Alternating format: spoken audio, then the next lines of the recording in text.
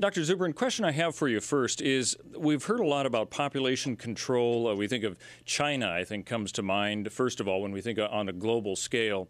In your book, Merchants of Despair, hone in a little bit on that. What are you focusing on with this book? What I'm focusing on is the damage that's being caused by people who are saying that we're overpopulated, that we're out of control, that we have to be put under control in order to save the earth or save the weather or something of this sort. We're not in danger from global warming. We're in danger from people who want to engage in mass human sacrifice to prevent global warming. All right, now how does that tie in with population over control? Bring those together, because I can tell that you see this as a similar agenda. Yeah, it's the same agenda. They both ultimately derive from the Malthus theory, which says basically that human beings are going to always outrun resources, and so that their aspirations have to be constrained, and someone's got to be put in power to constrain them, whether it's through direct population control or limiting what the populations can do. Talk about the power struggle behind this, those people who are promulgating that, and we've heard this really for decades at least. How is this benefiting their agenda? What do you see happening there? Well, in the first instance, it gives them tremendous power. I mean, look, this idea of this one-child policy, by the way, didn't come from China. It came from a man named Paul Ehrlich, an American who wrote the book The Population Bomb in 1968. And he said that the United States should create a Bureau of Population that would give or deny permits to Americans to have children, that in order to have a child, you should have to go to the government and fill out the paperwork and get permission. And that's how we can get our population to control. Now, a bill to do that was actually introduced into the Congress with a certain amount of bipartisan support. Fortunately, didn't pass, but it was adopted in China. Okay, now just think for a minute. In addition to the oppression that this does to the people themselves, think of how this empowers the government. You want to have a child. You go to them and say, we'd like to have a kid. They say, well, we've looked at some of the things that you've written and said over the past year, and it indicates to us that you might be mentally unstable.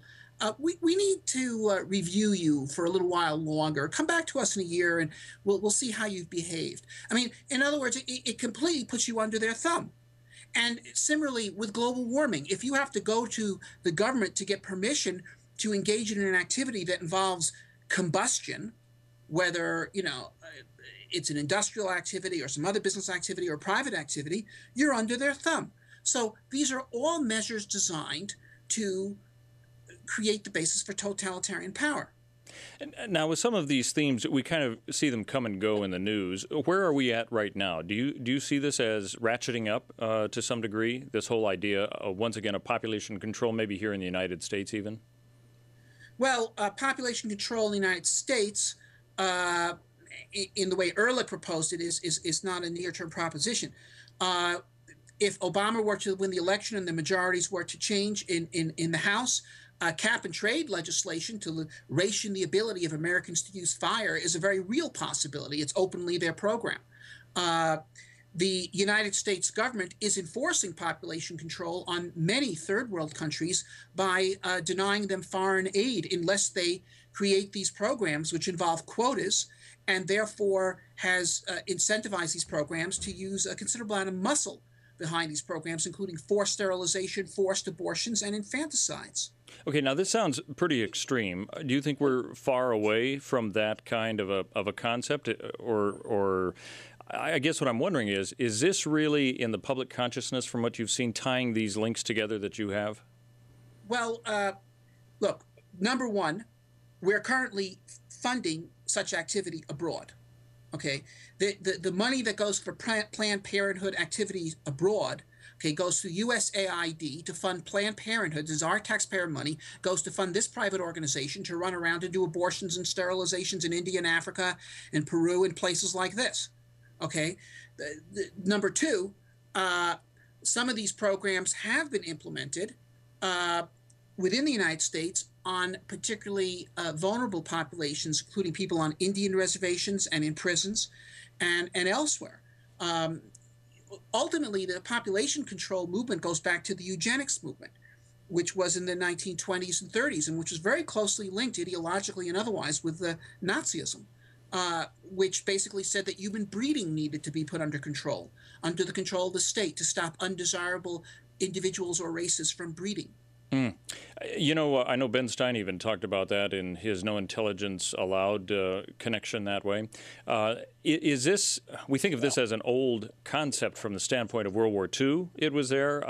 I know that the links have been brought to Planned Parenthood, that's how that started and so on. Is there an undercurrent, do you think, of the eugenics movement that has yet to surface publicly, but it is there active here in the United States? Well, first of all, we had it then. It does have a certain involvement historically with various aspects or certain parts of the anti-immigrant movement, though not all. There are legitimate concerns with control over the border, but in terms of certain other aspects of the anti-immigrant movement, the eugenics people have very much been involved. But once again, U.S. foreign policy is intimately involved with this whole cap and trade business. I mean, look, in the 1970s, there was a global cooling trend going on. And some of the same people that are now pushing cap and trade at that time said, look, this global cooling, it's being caused by industry, which is being driven by population growth and economic growth. We have to put those under control or we're going to have a new ice age. Then in the 80s, the climate turned around, started to warm. They said there's global warming. It's being caused by industry, which is being driven by population growth and economic growth. These need to be put under control. Okay, so whether it's human breeding getting out of control, or human global cooling getting out of control, or global warming getting out of control, the problem is always different. The solution is always the same, which is the search for greater degrees of control over every aspect of life. And for instance, you take the Environmental Protection Agency, which is a bad thing in itself in terms of what it has done to limit our industrial activity, limit our oil drilling, limit nuclear power, for example, all these things that we need.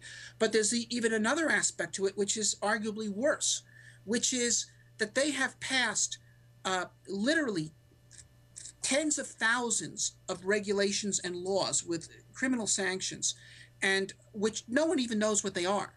And so any American is vulnerable to being prosecuted by these people. I mean, you've probably seen cases in the news of people being arrested for making guitars out of illegal wood, okay, you know, and little girls for having lemonade stands without a permit, and so forth. And this sort of thing, this is extremely dangerous to liberty. Well, this is a fascinating discussion, tying these things together, and unfortunately, we've kind of run out of time, but you can check out more. Merchants of Despair is the book. Dr. Robert Zubrin is the author of that. Thank you very much. Appreciate that. Tying these things together, I think it gives a bigger picture that we probably haven't seen before. Thanks for being with us today. Thanks for inviting me. Let's do it again.